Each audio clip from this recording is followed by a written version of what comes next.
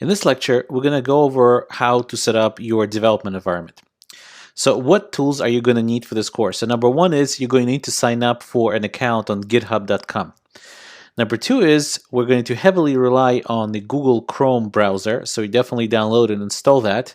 And the Google Chrome browser already comes with what's called CDT, or otherwise known as Chrome Developer Tools, and we're going to be using them pretty extensively as well. Okay, you need a code editor. So the recommended code editor that I'll be at least using will be Sublime Text 3. Now I'll show you in a minute how to download it and install it, but Sublime Text 3 technically is still in beta release, but it's been in beta release for years. And it's in fact the developer of Sublime says that that is the recommended one to download and use. So it's not a problem to use it even though it's beta.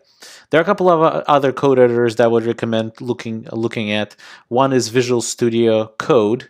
That's a pretty new editor. Another one is brackets.io. But Sublime is extremely fast and very well supported in terms of third-party plugins and so on. So definitely would recommend that.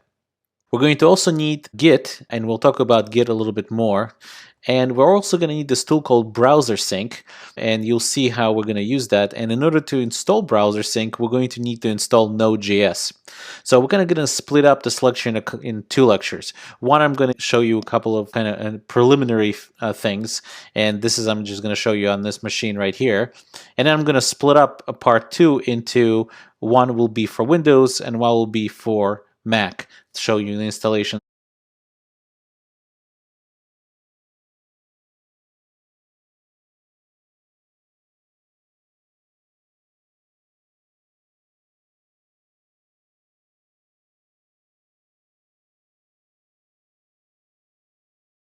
of Git and Browser Sync and Node.js. Okay, so the first thing is I am going to go ahead and skip how to install Google Chrome browser. I'm really hoping you know how to install a browser by yourself. You'll just, either Google for it or if maybe you're using it already. And there's nothing really to install in terms of Chrome developer tools. They already come together with every Chrome browser download. So there's really nothing to do there. In terms of signing up for GitHub, we're going to use GitHub extensively throughout the course. And all you have to do is sign up by giving username, your email, create a password, and you're good to go. There's really nothing much to it. The third thing you're going to need is, that at least I'll show you in part 2 of this lecture, is Sublime Text. So go ahead and Sublime and go ahead and search. Can't think and type at the same time. Sublime Text 3. If you, I misspelled that. That's excellent. Okay, here we go. So Sublime Text 3, hopefully you'll spell it properly. And you go ahead and click, make sure you do Sublime Text 3, not just Sublime Text, because you're going to end up on Sublime Text 2 webpage. So if you click on Sublime Text 3, you'll see that you have a bunch of downloads here for macOS, for Windows, or for Windows 64-bit version, or for Linux. So you could basically pick whatever flavor you'd like, you download it, double click it, or drag and drop whatever, depending on which operating system you're on. There's really nothing much for me to show you there other than, this is the page where you download the installer and you're really good to go. Okay, so I'm going to wrap up part 1 of this lecture, and part 2 of this lecture we're going to split again into one being Windows, another being Mac, and I'll show you how to install Git and Browser Sync together with Node.js.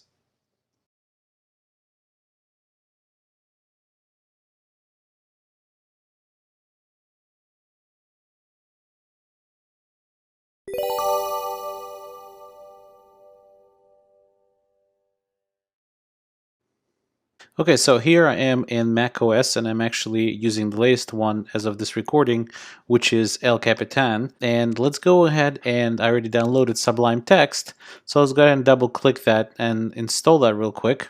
Very easy. It just opens up this window. You just drag it to my applications folder, and after about a second it's done. Just verify that it's actually in here. It is. So I could close that, and go ahead eject the mount. And actually now if I do Command space and start typing Sublime, it will come up Sublime Text right there.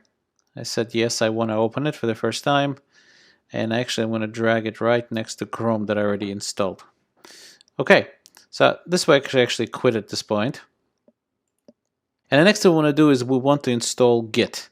So we're going to go ahead and install the latest version of Git, and we'll go to Google and we'll just search for download Git for Mac. And this the first link comes up. That's exactly what we need. And hopefully we'll start downloading in about a second. Or we could just click ourselves and download it ourselves. Okay, so it started to download. Okay, so once it's done, we'll go ahead and open it up. Double click on it.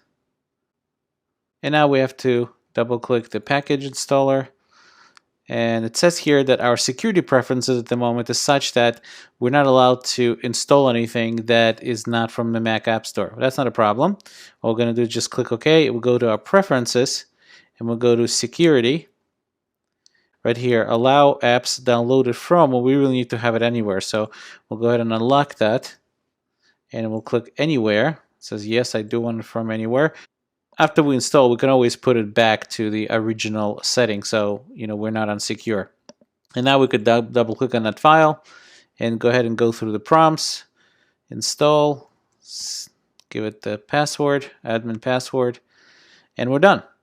So now we have just to double check that 2.6.3 is actually installed and is in our command line. So we'll go ahead and do command space and we'll pull up the terminal. And in the terminal, we'll say git -- version, and it's 2.6.3, which is exactly what we need. Okay, so Git is installed. The next step is to install Browser Sync. Well, in order to install Browser Sync, we first need to install Node.js. So we'll go ahead and go to say download Node.js for Mac. And here it is. And it says here Mac installer will go mature and dependable. Okay, once that's done, let's go ahead and open it up and double click it. To install, we'll go through the prompts.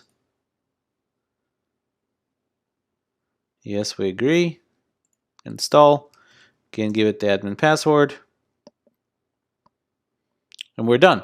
And it just says here that we have to make sure that user local bin is in our path. Well, let's go ahead and make sure of that. We'll go to the terminal. What actually we'll do is we'll restart the terminal. It's always a good idea to restart the terminal after things like that install.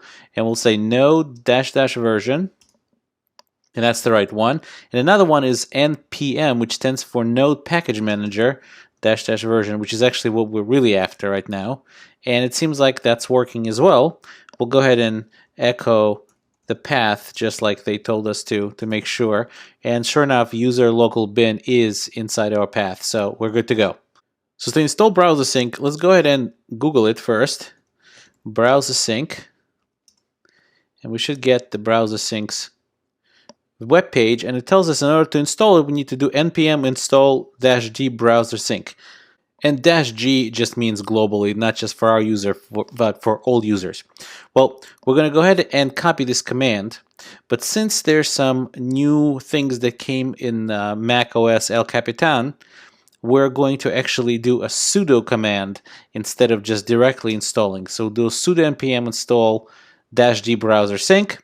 We'll go ahead and execute that. It's going to ask us for the password. We'll give it the password, and hopefully this will install just fine.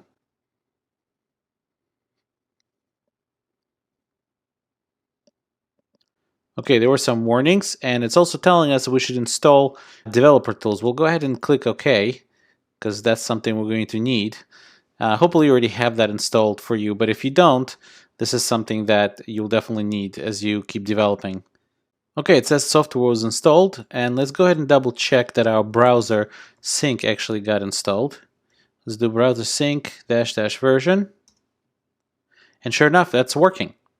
Now, I can't guarantee that all these steps are going to be exactly the same, because depending on what you actually have already installed on your machine, these steps might be a little bit different. But that's about what you're going to get. There's some things that came out as error, but it seems like Browser Sync actually installed after all, so we could use it.